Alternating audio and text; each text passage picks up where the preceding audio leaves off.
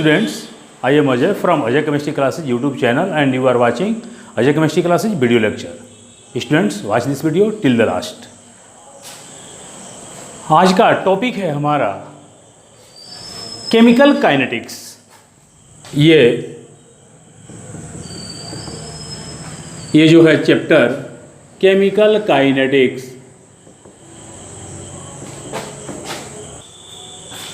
आज का हमारा टॉपिक है केमिकल काइनेटिक्स, रासायनिक बल गतिकी या रासायनिक गतिकी। रासायनिक गतिकी, इसको हम बल गतिकी भी बोलते हैं। ये केमिकल काइनेटिक्स है क्या? केमिकल यानी रसायन, यानी रासायनिक प्रतिक्रिया के गति को, मूवमेंट को क्या बोलते हैं? Chemical kinetics. अब यहाँ पर जैसे हम कह सकते हैं इसका डिफिनीशन कि रसायन विज्ञान की वह शाखा या भौतिक रसायन की वह शाखा जिसके अंतर्गत प्रतिक्रिया की दर मीन्स प्रतिक्रिया की गति या प्रतिक्रिया की स्पीड, प्रतिक्रिया का वेग, वेलोसिटी ऑफ रिएक्शन या रेट ऑफ रिएक्शन, उसके बाद जिस मैकेनिज्म के द्वारा जिस मैकेनिज्म के द्वारा प्रतिक्रिया आगे प्रोसीड करती है उसका अध्ययन, तथा प्रतिक्रिया की दर पर ताप, दाब, सांद्रण, टेम्परेचर, प्रेशर एंड कंसंट्रेशन के प्रभाव का अध्ययन किया जाता है, उसको हम क्या कहते हैं? Chemical kinetics. यानी विज्ञान की वह शाखा जिसके अंतर्गत प्रतिक्रिया की दर, आप प्रतिक्रिया की दर को प्रभावित करने वाले कारकों तथा प्रतिक्रिया जिस क्रियाविधि के द्वारा, जिस मैकेनिज्म के द्वारा प्रोसीड करती है उसका अध्ययन हम भौतिक रसायन विज्ञान की जिस शाखा में करते हैं उसको हम कहते हैं रासायनिक बल गतिकी या रासायनिक गतिकी या केमिकल काइनेटिक्स। काइनेटिक्स मतलब गतिकी। ये जो गति है ना, गतिकी काइनेटिक्स से बना है, ठीक है। तो ये जो है आपका यहाँ पर रासायनिक गतिकी। तो अब आप समझ गए होंगे कि रासायनिक गतिकी में हम किन किन बातों का अध्ययन करेंगे। First of all we will study order of reaction या रेट ऑफ रिएक्शन। सबसे पहले हम रेट ऑफ रिएक्शन की बात करेंगे, रेट ऑफ रिएक्शन, उसके बाद या वेलोसिटी ऑफ रिएक्शन या स्पीड ऑफ रिएक्शन, ये तो हो गई। उसके बाद हम करेंगे कि प्रतिक्रिया की दर, रेट ऑफ रिएक्शन पर किन किन कारकों का, किन किन फैक्टर्स का प्रभाव पड़ता है, जैसे टेम्परेचर, प्रेशर, कंसंट्रेशन का प्रभाव पड़ता है प्रतिक्रिया की दर पर, रेट ऑफ रिएक्शन पर, उसका अध्ययन करेंगे। उसके बाद जो मैकेनिज्म होता है, जिस मैकेनिज्म के सहारे केमिकल जो रासायनिक प्रतिक्रिया होती है, ठीक है, उसका भी अध्ययन करेंगे। तो केमिकल काइनेटिक्स में हम इन्हीं बातों का अध्ययन करेंगे। कौन कौन? प्रतिक्रिया की दर या प्रतिक्रिया की स्पीड, दूसरा प्रतिक्रिया की दर पर ताप, दाब, सांद्रण का प्रभाव, और तीसरा है मैकेनिज्म का हम अध्ययन करेंगे। तो ये है हमारा केमिकल काइनेटिक्स का डिफिनीशन। और अब जो है हम यहाँ पर जैसे first of all we will study types of reactions on the basis of their speeds या देयर वेलोसिटी। ये जो है प्रतिक्रिया की गति के आधार पर, प्रतिक्रिया के वेग के आधार पर हम प्रतिक्रियाओं का वर्गीकरण पढ़ेंगे। Classification of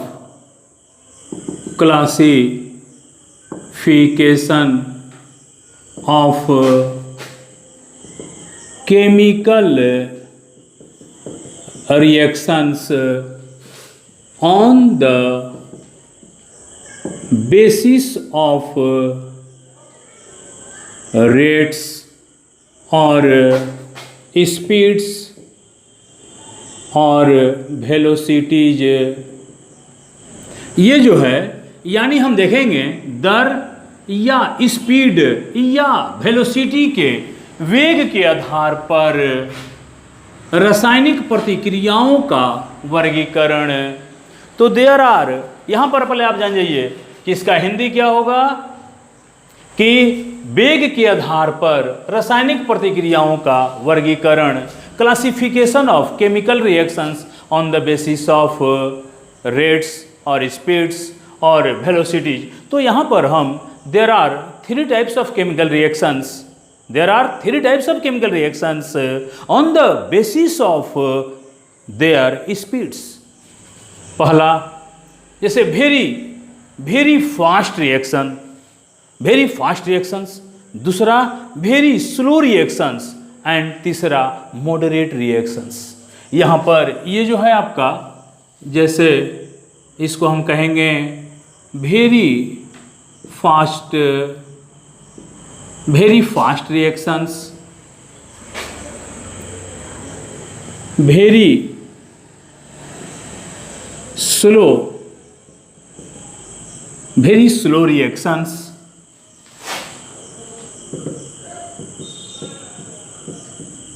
moderate reactions. यहाँ पर ये जो वेरी फास्ट रिएक्शंस है इसको हम इंस्टेंटेनियस रिएक्शन भी बोलते हैं, इंस्टेंटेनियस रिएक्शंस भी बोलते हैं। वेरी फास्ट अति तीव्र प्रतिक्रियाएं जो होती हैं वे बहुत ही फास्ट होती हैं। यहाँ पर आप देखिए वेरी फास्ट अति तीव्र प्रतिक्रियाएं, जिनको हम क्षणिक प्रतिक्रियाएं भी कहते हैं। क्षणिक प्रतिक्रियाएं यानी वैसी प्रतिक्रियाएं जो अत्यंत ही तीव्र गति के साथ संपन्न हो जाए और जो ये जो है 10 के पावर -14 से 10 के पावर -16 सेकंड के भीतर ये प्रतिक्रिया अपने समापन की ओर यानी ये समाप्त हो जाती हैं। और ऐसी प्रतिक्रियाएं जो होती हैं वे कैसी होती हैं? आयनिक रिएक्शंस होती हैं। ये ऐसी जो प्रतिक्रियाएं होती हैं आयनिक रिएक्शंस होती हैं। Very fast reactions are also known as instantaneous reactions, and these reactions reaches to complete in 10 to the power -14 to 10 to the power -16 seconds। अब यहाँ पर ये देखिए कि वेरी फास्ट रिएक्शंस कौन शो करता है? Ionic reactions show very fast reactions. ये जो है ये अति तीव्र प्रतिक्रियाएं जो होती हैं ये क्या होती हैं? ये आयनिक प्रतिक्रियाएं होती हैं, यानी जिनमें आयनिक प्रतिक्रिया होती है। यहाँ देखिए वेरी स्लो, इसको हम बताएंगे एग्जाम्पल के साथ। वेरी स्लो रिएक्शंस में जो है आपका ये जैसे लोहे पर जंग लगना, क्या लोहे पर जंग एक दिन में लग जाता है, एक सेकंड में लग जाता है? इसके लिए सप्ताह, दिन, महीना, साल ये जो है, तो इसको कहते हैं वेरी स्लो रिएक्शंस। और मॉडरेट रिएक्शंस जो वैसी प्रतिक्रियाएं जो न तो वेरी फास्ट हो और न ही वेरी स्लो हो, जो बल्कि इन दोनों के बीच स्पीड वाली जो प्रतिक्रियाएं होती हैं इनको हम कहते हैं मध्यम गति वाली प्रतिक्रिया, that is called moderate reaction. तो हम यहाँ पर सबसे पहले वेरी फास्ट रिएक्शन को हम पढ़ते हैं। इसका पहले आप स्क्रीनशॉट ले लो। पहले हम पढ़ेंगे वेरी फास्ट रिएक्शंस या इंस्टेंटेनियस रिएक्शंस। ये जो है अति तीव्र प्रतिक्रियाएं होती हैं, ऐसी प्रतिक्रियाएं जो 10 के पावर -14 या 10 के पावर -16 सेकंड के अंतर्गत ये जो है अंदर ये संपन्न हो जाती हैं।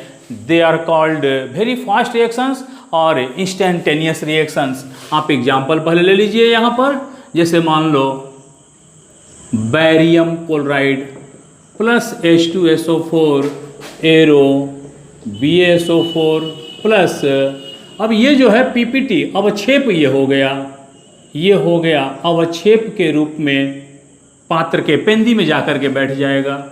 ये तीव्र प्रतिक्रियाएं होती हैं बिकॉज दिस रिएक्शन इज आयनिक +2, यहाँ पर 2 क्लोरीन -2, 1 क्लोरीन का हम ON लिखेंगे, यहाँ पर +2, एक हाइड्रोजन का +1, सल्फेट पर -2, +2 -2 +1 -1।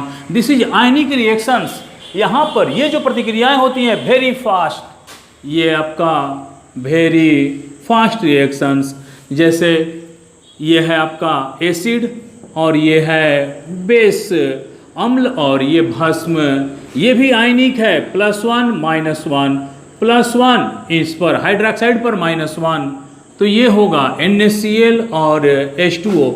ये क्या है? साल्ट, लवण, ये जो है ये लवण है। ये प्रतिक्रिया भी आयनिक है, +1 -1 +1, ये +2 होगा, 2 हाइड्रोजन, 1 हाइड्रोजन के लिए +1। ये भी क्या है? वेरी फास्ट रिएक्शन है। ये भी अति तीव्र यानी इंस्टेंटेनियस, क्षण भर में जो प्रतिक्रियाएं संपूर्ण हो जाती हैं, that is called instantaneous reactions.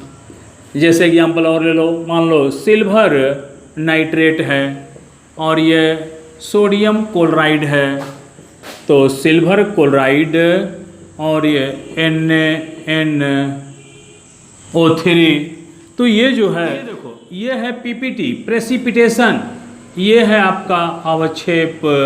अब ये जो है ये भी ये देखिए +1 और नाइट्रेट पर कितना? -1 +1 -1 +1 -1 +1 और इस पर कितना? ये जो है आपका नाइट्रेट पर -1। तो यहाँ भी ये भी क्या है? Very fast reaction.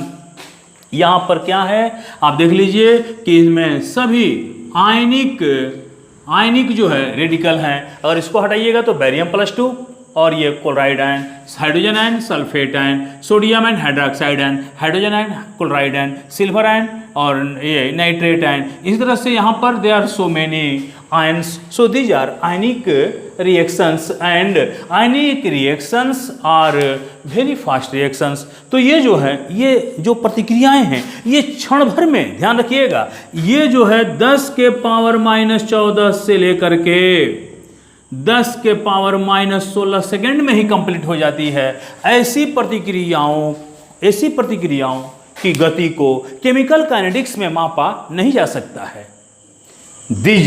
The velocities of these reactions cannot be measured in chemical kinetics। यहाँ पर क्योंकि ये अत्यंत तीव्र होती हैं, इसलिए ऐसी प्रतिक्रियाएं जो हैं केमिकल काइनेटिक्स में माप योग्य नहीं होती हैं। अब हम दूसरा पढ़ेंगे क्या? Very slow reactions. इसका स्क्रीन रिएक्शंस कहिए या वेरी स्लो केमिकल रिएक्शंस कहिए। ये जो है जैसे आप ऐसी प्रतिक्रियाएं जो कई दिनों में, सप्ताहों में, महीनों में या कुछ ऐसी प्रतिक्रिया होती हैं जो साल में भी पूरी होती हैं। जैसे आप देख लीजिए लोहे पर जंग लगना, रस्टिंग ऑफ आयरन, ये क्या है? रस्टिंग ऑफ आयरन जो है ये महीनों सालों लग जाता है। क्यों? क्योंकि यहाँ पर इसकी जो रेट ऑफ रिएक्शन है, वेलोसिटी ऑफ रिएक्शन जो है, रस्टिंग ऑफ आयरन जो है, ये क्या होता है? ये जो है लोहे पर जब वायुमंडल के वायु और नमी, मॉइस्चर जब रिएक्शन करते हैं तो लोहा धीरे धीरे जंग खाता है, जिसको हम रस्टिंग ऑफ आयरन बोलते हैं। तो ये काफ़ी एक लंबी प्रोसेस है, लॉन्ग प्रोसेस है, इसलिए ये काफ़ी स्लो रिएक्शंस है। इसकी भी हम केमिकल काइनेटिक्स में अध्ययन नहीं करेंगे, क्योंकि केमिकल काइनेटिक्स में न काफ़ी स्लो होनी चाहिए और न ही काफ़ी फास्ट, बल्कि इसमें मॉडरेट रिएक्शंस होती है। तो सबसे पहले हम वेरी स्लो रिएक्शंस का हम ये देखेंगे एग्जाम्पल। आप पहला तो आप जान जाइए, rusting of iron. Rusting of iron, लोहे पर जंग लगना। बी में ले लीजिए, जैसे मान लो H2O2। अब यहाँ पर ये जो है ऑर्डिनरी टेम्परेचर यानी साधारण ताप, और जो है उत्प्रेरक कैटलिस्ट, उत्प्रेरक की अनुपस्थिति में, यानी क्या? ये जो है उत्प्रेरक ना हो, उत्प्रेरक को इंग्लिश में क्या बोलते हैं? कैटलिस्ट।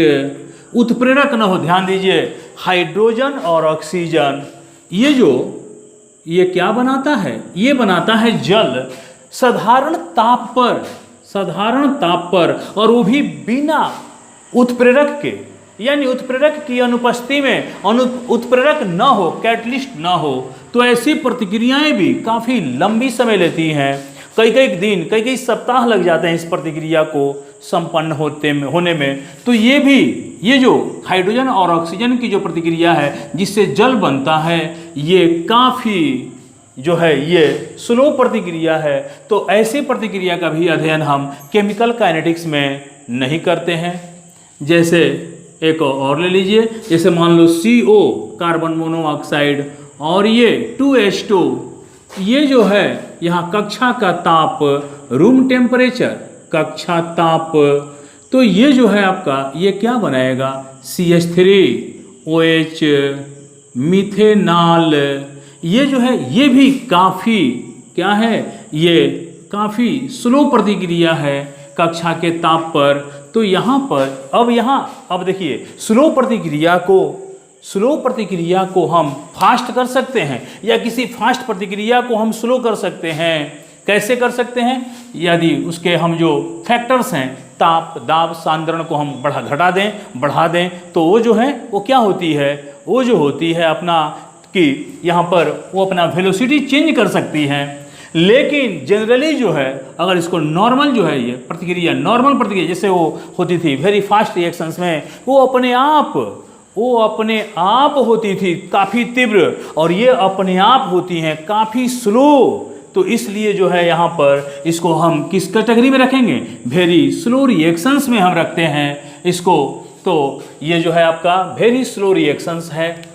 अब यहाँ पर हम देखेंगे जो हमारा तीसरा रिएक्शंस है, third type of chemical reactions on the basis of there क्या वेलोसिटी, मॉडरेट रिएक्शंस।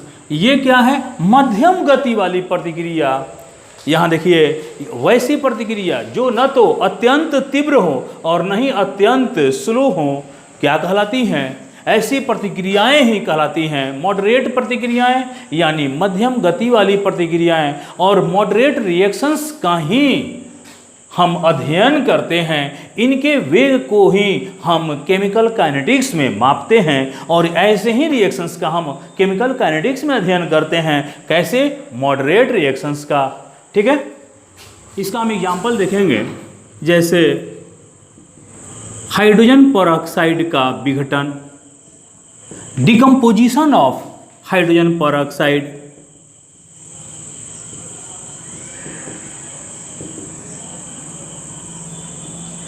ये जो है ये कैसी प्रतिक्रिया है, मॉडरेट रिएक्शंस। जैसे नाइट्रोजन पेंटाऑक्साइड का विघटन, डिकम्पोजिशन ऑफ N2O5, ये क्या होगा, यहाँ पर 2N2O5 arrow to N2O4 plus O2। तो ये क्या है, ये है आपका, ये जो है यहाँ पर ये जो विघटन है, चाहे इसका विघटन हो या इसका विघटन हो, ये किस प्रतिक्रिया के अंतर्गत, मॉडरेट प्रतिक्रिया के अंतर्गत आती हैं। इसको पहले आप स्क्रीनशॉट ले लीजिए, अभी इसका भी और एग्जांपल देते हैं मॉडरेट रिएक्शंस का। जैसे अमोनियम नाइट्राइट का विघटन, डिकम्पोजिशन, विघटन of ammonium nitrate, NH4NO2 N2 plus 2H2O, NO एवं Cl2 के बीच reaction, NO plus Cl2 NOCl2 nitrosyl chloride. ये प्रतिक्रिया भी मॉडरेट रिएक्शंस के अंतर्गत आती हैं। आपका ये जो है जैसे एस्टर कहिए या इथाइल एसीटेट का हाइड्रोलाइसिस यानी जलांसन जो है, जलांसन माने जल से प्रतिक्रिया है। जैसे मान लो CH3 COO C2H5 प्लस जल से प्रतिक्रिया करा दो, अम्लीय माध्यम में, अम्लीय यानी अम्ल क्या करते हैं, हाइड्रोजन आयन देते हैं। तो यहाँ पर ये क्या है आपका इथाइल एसीटेट या इथाइल इथनोएट। अब यहाँ पर आप देखिए कि ये H और OH आयन दोनों देता है, तो ये क्या होगा CH3COOH प्लस C2H5OH, ये क्या है एसिटिक एसिड, और ये क्या है इथाइल अल्कोहल। इसको हम क्या कहते हैं, इथेनोइक एसिड भी कहते हैं। और ये क्या है, ये जो है आपका ये है इथेनॉल। अब यहाँ पर देखो ये जो है ये क्या है, ये एस्टर या इथाइल एसीटेट का जलांशन, ये भी कौन सी प्रतिक्रिया है, मॉडरेट रिएक्शन। जैसे एक एग्जांपल और लो, सुक्रोज का जलांशन क्या है, सुक्रोज का C12H22O11, जल से प्रतिक्रिया करा दो अम्लीय माध्यम में, ये जो है आपका अम्लीय माध्यम में C6H12O6, C6H12O6, ये क्या है, ये है ग्लूकोज और ये है फ्रुक्टोज। तो ये all these reactions come under moderate reactions. इन ऐसी जो प्रतिक्रियाएं होती हैं, ये जो प्रतिक्रियाएं न तो वेरी फास्ट रिएक्शंस है और न ही वेरी स्लो रिएक्शंस हैं, बल्कि ये मध्यम गति वाली प्रतिक्रिया है। और इन ऐसी ही प्रतिक्रियाओं का अध्ययन हम कहाँ करते हैं, केमिकल काइनेटिक्स में करते हैं, जिनके वेग को मापा जा सकता है। तो आप इसका स्क्रीनशॉट ले लो। रेट ऑफ रिएक्शन, प्रतिक्रिया की दर या अभिक्रिया की दर जो है ये क्या करता है, ये वेलोसिटी या रेट या स्पीड ऑफ रिएक्शन, ये जो कहता है प्रतिक्रिया की दर। जैसे हम किसी कहते हैं कि ये जो ट्रेन है 90 किलोमीटर प्रति घंटा के रफ्तार से चल रही है, यानी यहाँ पर ये जो है आपका क्या होता है, ये जो प्रतिक्रिया की जो दर है, रेट है, वेलोसिटी ऑफ रिएक्शन है, ये क्या है, distance travel by any object in per unit time. तो यहाँ पर ये जो है आपका ये जो प्रतिक्रिया की जो दर है, यहाँ पर इसमें क्या है कि जैसे किसी भी रासायनिक प्रतिक्रिया में प्रतिक्रिया की दर उसके प्रतिकारक रिएक्टेंट या प्रतिफल प्रोडक्ट के सांद्रण में परिवर्तन की दर को क्या कहते हैं, रेट ऑफ रिएक्शन कहते हैं। किसी प्रतिकारक या प्रतिफल के सांद्रण में कुल परिवर्तन की दर को क्या कहते हैं, रेट ऑफ रिएक्शन या वेलोसिटी ऑफ रिएक्शन या स्पीड ऑफ रिएक्शन कहते हैं। जैसे अगर मान लो ये है, ये R है और ये P है। R जो है ये क्या है आपका रिएक्टेंट यानी प्रतिकारक, और ये जो है आपका प्रोडक्ट, ये क्या है प्रतिफल। अब ये कहता है कि इस प्रतिक्रिया R से P के निर्माण में जो है प्रतिक्रिया कितने प्रकार की होती है, दो प्रकार की होती है। एक होती है अनुत्क्रमणीय इरिवर्जिबल और एक होती है क्या उत्क्रमणीय। ये रिवर्जिबल है उत्क्रमणीय, ये इरिवर्जिबल है अनुत्क्रमणीय। तो यहाँ पर हम ध्यान देंगे कि या तो प्रतिकारक या प्रतिफल किसी में ये दोनों में से किसी एक के सांद्रण में, सांद्रण यानी मात्रा, कंसंट्रेशन ऑफ रिएक्टेंट और concentration of product if change then, ये जो है आपका प्रतिकारक या प्रतिफल के सांद्रण में इकाई समय में होने वाले परिवर्तन की दर को क्या कहते हैं, रेट ऑफ रिएक्शन कहते हैं। अब यहाँ पर आपने देख लिया ये R है और ये P है। अगर मान लो यहाँ पर टाइम समय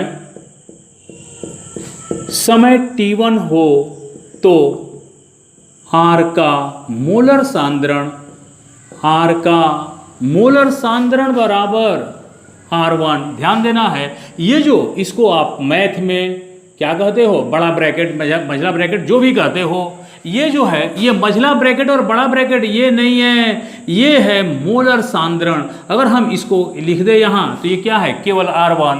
लेकिन अगर इसको हम ब्रैकेट में कर दें तो ये हो गया molar concentration of R1, R1 का मोलर सांद्रण यानी N बटा में भी मोल बटा में आयतन। ये जो ब्रैकेट है इसकी इकाई क्या होती है, मोल लीटर इनवर्स, यानी मोल ऊपर नीचे लीटर, लीटर ऊपर गया लीटर इनवर्स। तो यहाँ पर अगर समय t1 हो तो R का मोलर सांद्रण R1 एवं P मतलब प्रोडक्ट का मोलर सांद्रण क्या है, मोलर सांद्रण ये क्या होगा P1। जब समय T2 हो तो R का मोलर सांद्रण क्या होगा R2 एवं P का मोलर सांद्रण क्या होगा P2। अब देखिए यहाँ पर ध्यान से कि ये जो R का मोलर सांद्रण R1, P का मोलर सांद्रण P1 जब टाइम हो कितना, जब समय बराबर T1 और जब समय बराबर T2 हो, टाइम T2 हो तो R का मोलर सांद्रण R2 यानी प्रतिकारक का, और प्रतिफल का मोलर सांद्रण हो गया P2। अब यहाँ पर अगर मान लो सांद्रण में समय T1 पर अगर सांद्रण में परिवर्तन अगर आ जाए डेल्टा R बराबर, तो क्या लिखोगे R2 माइनस R1 और डेल्टा P बराबर P2 माइनस P1। ये कब होगा, जब डेल्टा T बराबर टाइम T2 माइनस T1। तो ये जो है आपका यहाँ पर ये चीज़ जो है आपका ये डेल्टा R, और ये अब यहाँ पर आपको एक चीज़ बताने जा रहे हैं, पहले इसका स्क्रीनशॉट ले लीजिए। तो प्रतिक्रिया की दर, रेट ऑफ रिएक्शन बराबर, जैसे प्रतिकारक R के मोलर सांद्रण में परिवर्तन बटा में समय अंतराल।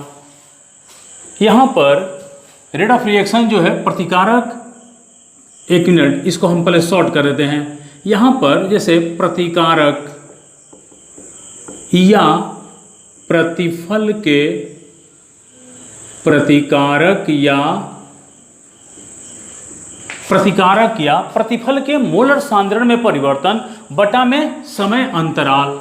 अगर मान लो हम अगर लेते हैं, पहले प्रतिकारक लेते हैं, तो प्रतिकारक ध्यान दीजिए, आप मान लीजिए कि अगर कोई ऐसा मशीन हो कि जिसमें अगर आप गेहूं ले जाते हैं पिसवाने तो क्या देता है, आटा, ठीक है। तो यहाँ पर आपका जैसे जैसे समय बीतता है तो गेहूं की मात्रा घटती है और आटा की मात्रा बढ़ती है।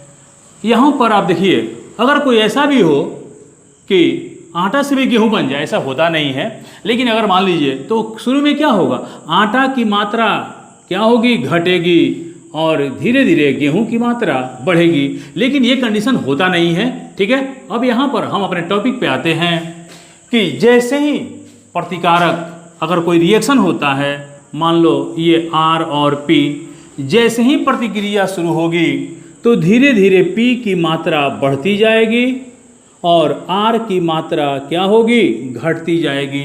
तो यानी R जो प्रतिकारक है इसकी मात्रा में कमी आएगी और P प्रतिफल है इसकी मात्रा में वृद्धि होगी।